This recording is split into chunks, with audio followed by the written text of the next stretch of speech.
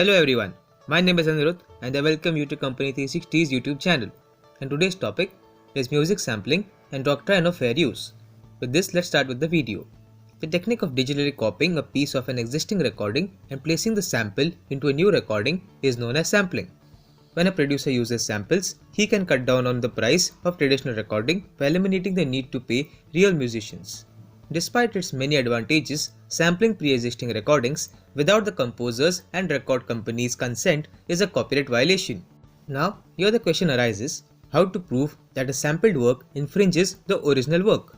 The use of only 20 seconds of a 4-minute long music piece was understood as a substantial component. However, the wording changes from case to case. While in Hamel America vs GFI, it was held that in order to substantiate a claim for unauthorized copying, the following must be established. First, the defendant has actually copied the plaintiff's work, and second, the copying is illegal because the defendant's work and the protectable elements of the plaintiff's work have a substantial similarity. The onus will be on the alleged infringer to prove his innocence. Once the owner of the copyright has established a prima facie case of copyright infringement against the defendant, this may lead to employment of affirmative defenses to prove innocence, such as fair and de minimis usage, a legal doctrine by which a court refuses to consider trifling matters, as well as estoppel, laches, and misuse. Now, let's get to the main part of the video, the doctrine of fair use or de minimis use. The theory of fair dealing is a copyright infringement defense that enables limited use of copyrighted content without the permission of the owner. It serves as a restriction as well as an exception to a copyright holder's exclusive right under the Copyright Act of 1957. Certain acts or works such as fair dealing with literary, dramatic, musical or artistic work are not deemed infringements of copyright under Section 52 of the Copyright Act. Copying is authorized to some extent and is not conclusive of infringement. However, it is vital to demonstrate that it was not done in an unequal manner. In the sphere of copyright law, the employment of de minimis as used in other areas of law without any modification or marriage of convenience offers 3 key advantages. To begin with, the fair use idea would be an adequate theoretical fit for minor violations. Second, de minimis analysis is substantially more straightforward.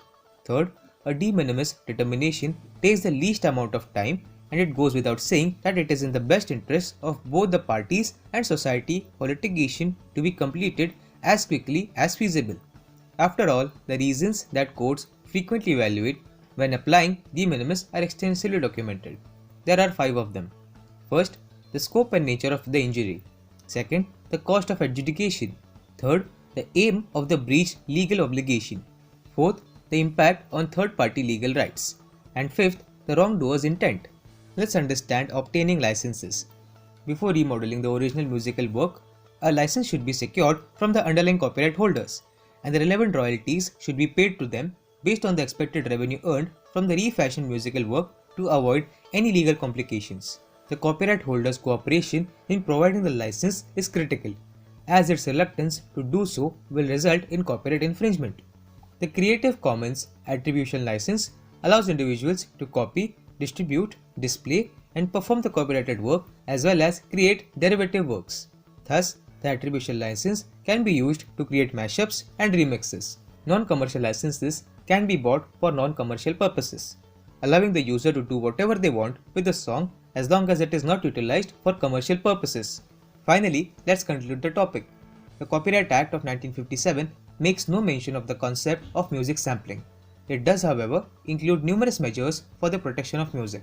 While acquiring a license is the best approach to avoid legal consequences from music sampling, the Copyright Act has established various exceptions to the law, such as de minimis and fair dealing of copyrighted musical compositions. The demand for jurisprudence is growing in India, as genres such as hip-hop and popular music flourish that heavily rely on sampling for their production.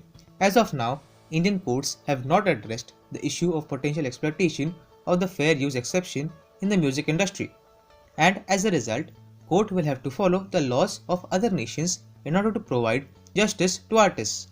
With this video comes to an end. You can visit our website or get in touch with us via this email ID and phone number. Thank you for watching this video and have a nice day ahead.